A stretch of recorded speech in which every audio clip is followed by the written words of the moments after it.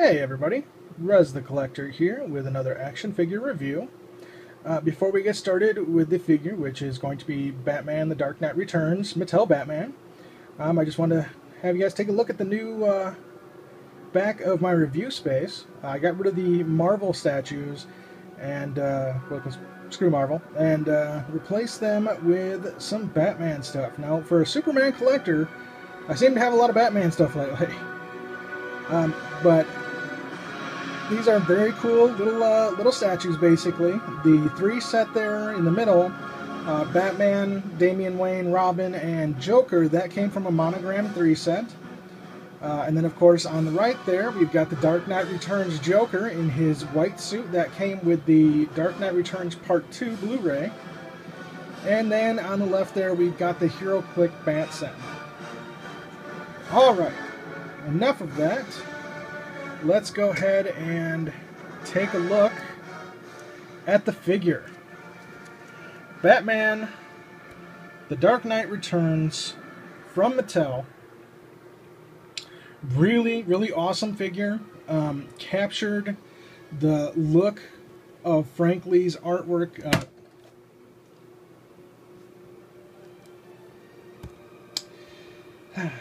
Captured the look of Frank Miller's artwork very nicely. He does come with an accessory, and that is a Batarang. You can see it there. I don't have him holding it. I'll put it back in his hand when I put him back in the display case. The reason I don't have him holding it is what you just saw is him toppling over. And I just spent like 3 minutes looking for the thing because he toppled over, fell out of his hand, and then I had to tear apart everything trying to find that little stupid Batarang. So, let's take a look at the figure. I love the huge bat signal on here. The face sculpt is done really, really well.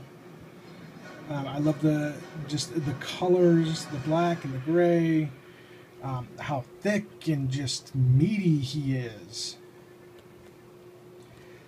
It does stand, despite the fact that he's fallen a couple times, he does stand really well compared to a lot of other Bat figures, or a lot of just Mattel figures in general, whose capes generally outweigh them.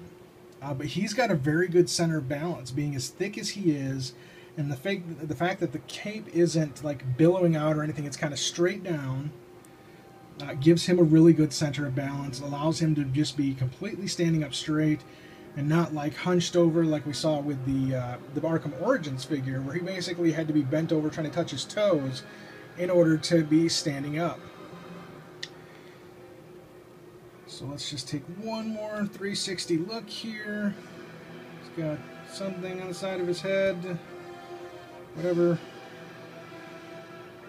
It's got, of course, got the really small bat ears from the Frank Miller style. And I've noticed that the bat ears in general, especially even with the new 52, have gone with that smaller ear. If some of you guys are old enough or remember, there was a time in comics where artists were trying to outdo themselves with how long they could get the ears and the cowl to be. I mean, there were times when the ears and the cowl would be like way up here. I mean, there's no way he could have even fit like in the Batmobile or in any of his other vehicles in these comics, because his ears were like 3 or 4 feet long, and it got to be ridiculous, and they stopped doing it, and I was glad they stopped doing it. Not that I'm really a comic collector anymore. I haven't actually bought a comic book in probably... Well, I've bought a couple digitals for the Kindle, but... as a comic book collector, I basically stopped collecting sometime around in 1994. Not long after the death of Superman and he came back. I have all of those. I got the death, I've got the funeral of a friend, I got all that. And of course, just around that time, there was also the Batman Nightfall, where Bruce Wayne's back was broken and Azrael took over for him. I've got all of those, of course, as well. But yeah, that was basically when I stopped collecting. Since then, here and there, I've picked up a few like omnibuses. Like I picked up the Superman, Batman, Supergirl, Superman Earth 1, things like that. And I've been doing the Earth 2 New 52 on the Kindle, and I really have been digging on those stories. But I've gone off on a tangent on other things long enough, so let's take a look at his articulation. Oh, he is just badass looking, isn't he? Okay. Alright. Stand up straight there, Bats.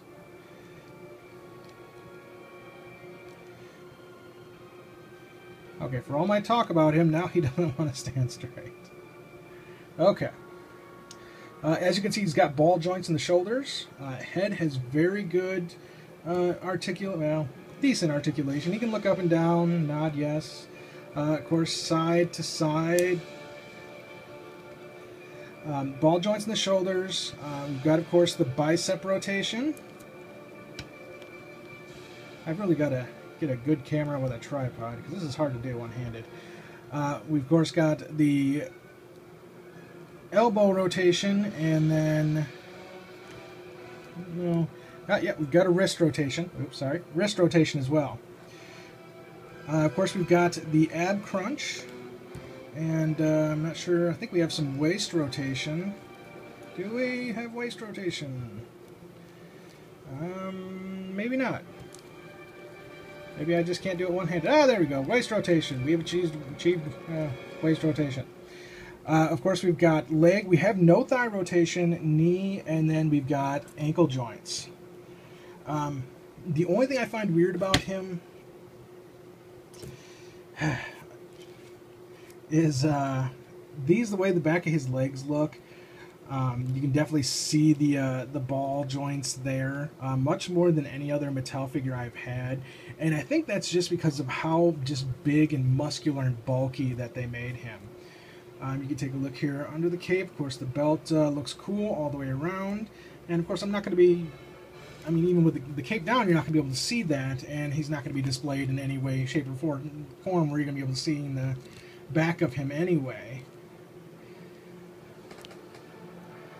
So there he is, Batman the Dark Knight Returns. Sorry about getting the finger in there. Of course, this is the Mattel figure. I don't have the DC Collectibles one. Honestly, with most of my Batman stuff, I tend to go the Mattel route because they're generally cheaper.